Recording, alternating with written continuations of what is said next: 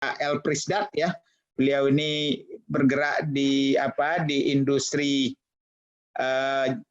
komunikasi ya, dan juga pernah menjadi petinggi di TVRI, sekarang menjadi direktur utama dari Forum Perfilman Nasional (PFN), dan aktivis juga dan sangat aktif dalam komunitas Minang. Kami persilakan Pak El Prisdat. Assalamualaikum Pak Fasli. Assalamualaikum Bapak Ibu, Uda Uni Sadonyo. Perkenalkan, saya El Prisdat, sebenarnya bukan pengusaha, lebih tepatnya orang gajian Pak Fasli. Terakhir kini posisi dari Direktur Pengembangan Usaha dan Komersial PFN. Saya ingin menyampaikan sedikit dalam konteks COVID ini, sebenarnya industri film salah satu yang sangat terpukul. Karena sudah lebih awal ditutup bioskopnya, dan sekarang tahun ini sedikitnya mungkin hampir 100 judul film itu tidak bisa rilis Pak Fasli. Kalau satu film itu pendapatan tiketnya rata-rata 3 miliar aja, berarti ada sekitar 300 miliar ya, itu yang tidak bisa dihasilkan.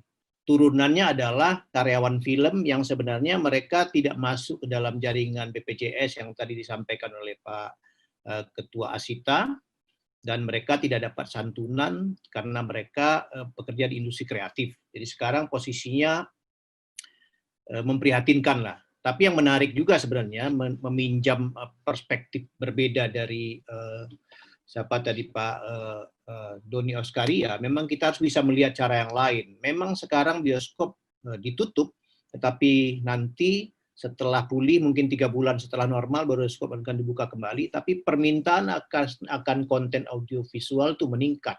Berarti untuk orang-orang production house masih ada masa depan, tapi dengan channel tidak lagi konvensional seperti bioskop.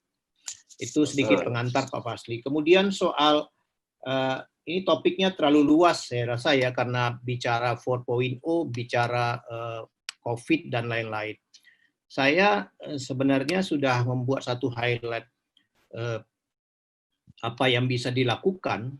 Kalau saya lihat Sumatera Barat pasca COVID, dari data Nielsen sebetulnya kuliner itu masih akan survive. Tapi kita ini memang selama ini berpikir agak lokal, Pak Fasli. Jadi kalau dilihat dari data CNN saja, itu rendang itu 2011 dan 2017 itu sudah masuk top makanan sedunia.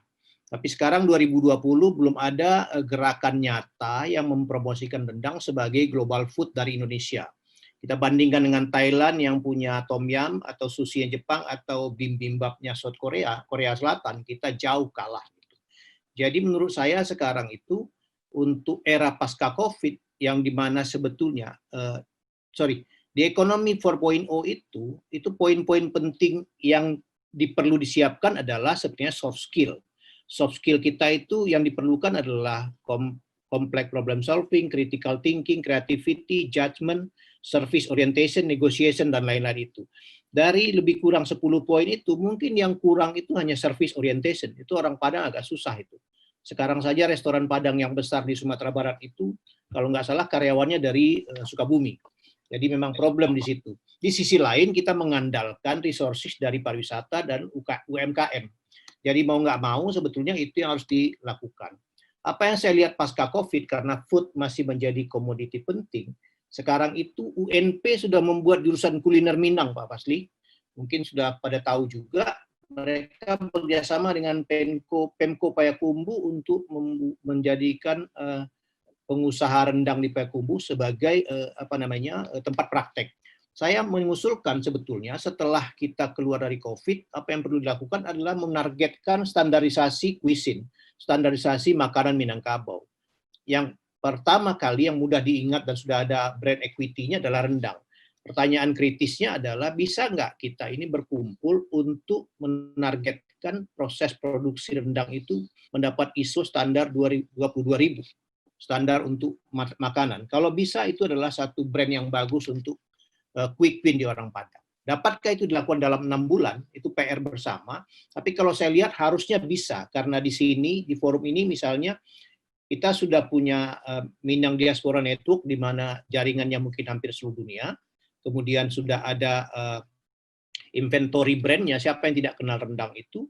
lalu kemudian sudah ada UNP yang punya jurusan Tata Boga, Kuliner Minang, lalu ada Penpo Payakumbuh, dan kita tinggal menjahit saja itu semua untuk mengeluarkan satu brand baru. Nanti kita punya standar akreditasi atau ISO untuk rendang yang go global. Cara ini sudah ditempuh oleh Thailand, oleh Korea Selatan, dan Jepang. Saya rasa ini adalah gagasan yang menarik ketika kita masih mengandalkan tourism sebagai salah satu sumber income di masyarakat Sumatera Barat yang basisnya adalah UKM. Nah, jadi ya PR-nya memang ada seperti yang Pak Doni tadi sampaikan, susah memang cari partner yang berintegritas dan punya visi di Sumatera Barat. Kita terbiasa menjadi raja-raja kecil dan puas dengan menjadi komandan-komandan kecil itu.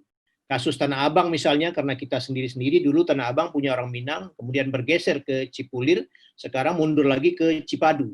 Saya tidak tahu setelah ini, dan semua secara smooth berganti karena orang lain lebih solid.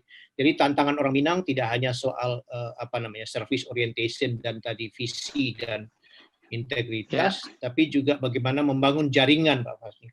Gebu Minang pernah mencoba itu, dan dulu Pak Fasli Jabar menyampaikan bahwa tantangan terbesar orang Minang itu menyatukan sumber daya, tapi di sisi lain bagaimana sumber daya yang bersatu itu cepat menunjukkan hasil. Harus ada quick win. Tanpa quick win sebetulnya semangat akan menurun dan biasanya bubar jalan. Gitu Pak Fasli. Terima kasih.